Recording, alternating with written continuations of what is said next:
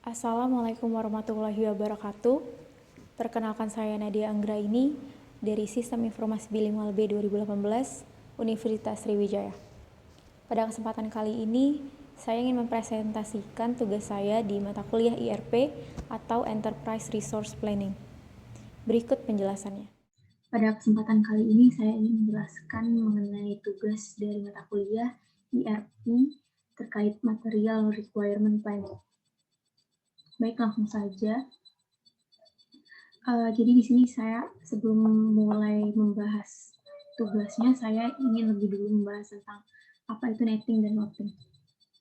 Netting adalah proses perhitungan untuk menetapkan jumlah kebutuhan bersih yang didapatkan dari selisih antara kebutuhan kotor dengan keadaan persediaan. Sedangkan loading adalah proses penentuan besarnya ukuran jumlah pesanan yang optimal untuk sebuah item berdasarkan kebutuhan bersih yang dihasilkan. Nah, masuk ke soal yang pertama yaitu netting. Jadi soalnya adalah dari peramalan diketahui permintaan independen dari pelanggan akan dilakukan pada bulan 1 sebesar 15, bulan 2 sebesar 10, bulan 3 sebesar 40, bulan 4 sebesar 35, bulan 5 sebesar 15, bulan 6 sebesar 15, bulan 7 sebesar 5, dan bulan 8 sebesar 18. Sementara persediaan produk di gudang sebesar 25. Berdasarkan perencanaan periode sebelumnya, pada minggu ke-10 akan masuk barang ke gudang sebanyak 50 unit produk. Nah, dari sini kita ingin menentukan jumlah kebutuhan bersih dari material tersebut. Nah, jadi yang pertama, karena sudah disebutkan bahwa persediaan produk di gudang sebesar 25. Jadi di sini kita tulis untuk persediaan di tangan 25. Kemudian kita masukkan untuk kebutuhan kotor, yang mana di sini tertulis untuk bulan pertama 15, bulan kedua 10, dan seterusnya. Kita tuliskan dan masukkan ke dalam kolom ini.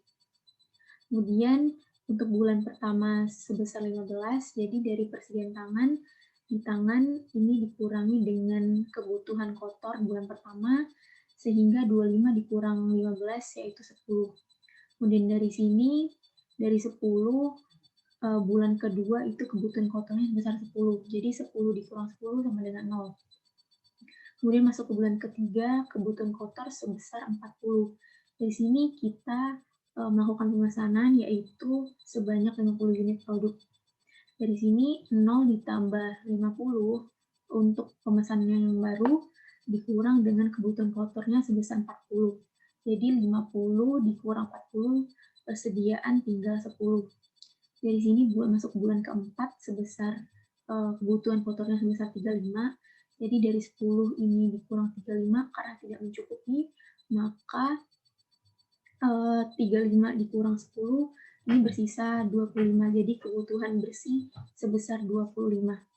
Kemudian lanjut untuk selanjutnya, karena persediaan kosong, maka kita tulis untuk kebutuhan bersihnya sama dengan kebutuhan kotor. Nah, dari sini kita kalkulasikan untuk kebutuhan bersihnya dari bulan 4 sampai bulan 8 itu sebesar 78 untuk jumlah kebutuhan bersih. Masuk ke soal kedua yaitu loading atau load for load, yang mana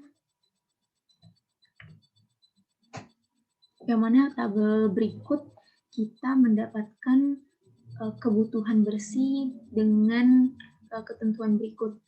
Dari sini karena load per load ini kita asumsikan kalau misalnya kita memesan sesuai dengan kebutuhan. Jadi untuk lot yang masuk sama dengan kebutuhan bersih. Jadi di sini ditulis kebutuhan bersihnya 10, maka lotnya juga 10. Kemudian di bulan kedua kebutuhan bersihnya 28, maka lotnya 28. Kemudian bulan ketiga kebutuhannya 50, maka lotnya 50, dan seterusnya sampai bulan ke-12. Kemudian untuk soal ketiga yaitu loading dengan menggunakan EOKI. Jadi di sini pertanyaannya adalah jika diketahui biaya penyimpanan produk X sebesar Rp700 per unit atau periode dan biaya pemesanan sebesar Rp2.500 per pesan, dengan estimasi kebutuhan konsumen bersih seperti pada tabel di bawah ini. Nah, tabelnya bisa kita lihat yang ini. Kemudian tentukan besar nilai lot dan pergerakan jumlah persediaan produk X tersebut menggunakan teknik lot, economic order quantity atau EOQ. Kemudian di sini kita mendapatkan rumus EOQ, yaitu akar 2 dikali D dikali K per H. Di sini kita dapatkan nilai D itu adalah jumlah dari kebutuhan bersih.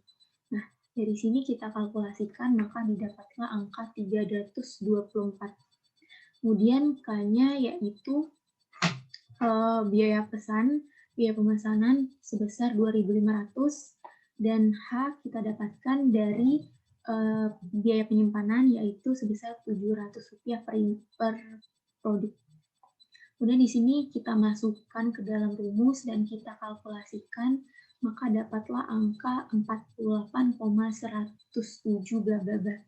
Nah, di sini kita melakukan pembulatan ke atas dikarenakan ini adalah bersifat material. Jadi bisa dikatakan kalau misalnya walaupun kita mendapatkan perhitungan lebih sedikit, atau maksudnya angka di balik koma itu hanya 1 atau 2, namun kita tetap melakukan pembulatan ke atas, karena jika kita melakukan pembulatan ke bawah, maka itu akan mempengaruhi perhitungan nantinya.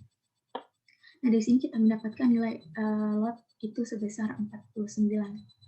Nah, dari sini kita mengetahui kebutuhan bersihnya berapa, kemudian kita masukkan lotnya yaitu 49 untuk di bulan pertama. Untuk persediaannya ada 49, kemudian dikurang dengan kebutuhan bersih yaitu 30, maka didapatlah persediaannya sisa 19.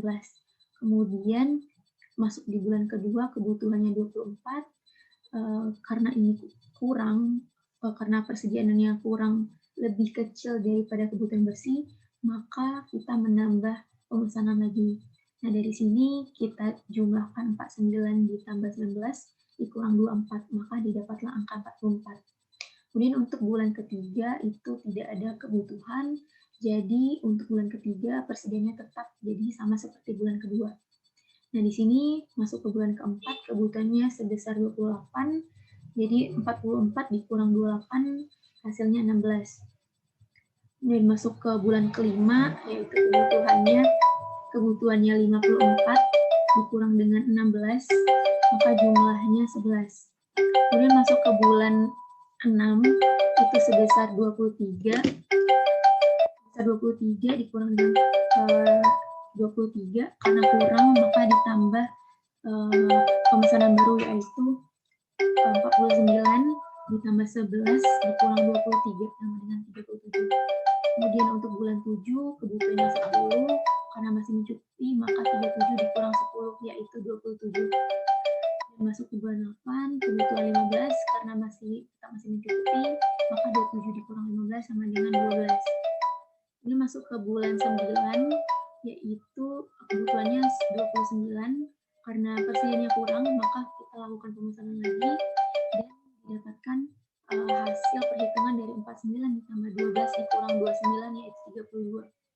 Kemudian masuk ke bulan 10, kebutuhannya sebesar 45, karena persediaannya juga masih kurang yaitu sebesar 32, maka kita lakukan pemesanan lagi yang dari sini kita lakukan perhitungan dari 49 ditambah 32 dikurang 45, maka didapatkan hasil 36 untuk persediaan di bulan ke-10.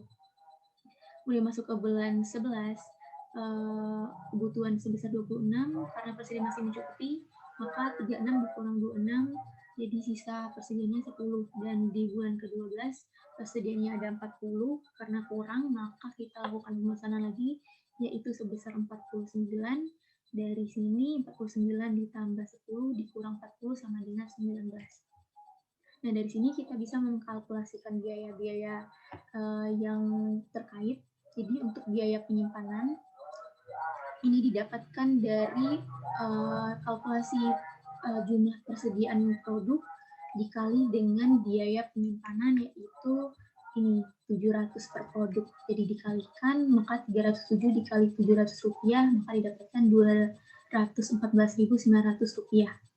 Nah, kemudian untuk jumlah biaya pemesanan, yaitu berapa banyak kita melakukan pemesanan atau di kolom lot ini. Jadi ada 1, 2, 3, 4, 5, 6, 7.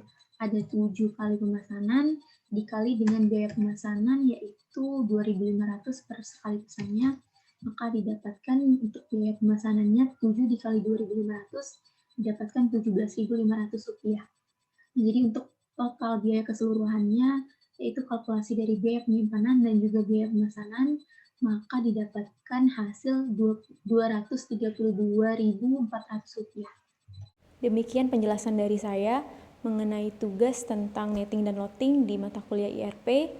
Mohon maaf bila ada kesalahan. Kritik dan saran yang membangun sangat saya harapkan. Akhir kata saya ucapkan terima kasih. Wassalamualaikum warahmatullahi wabarakatuh.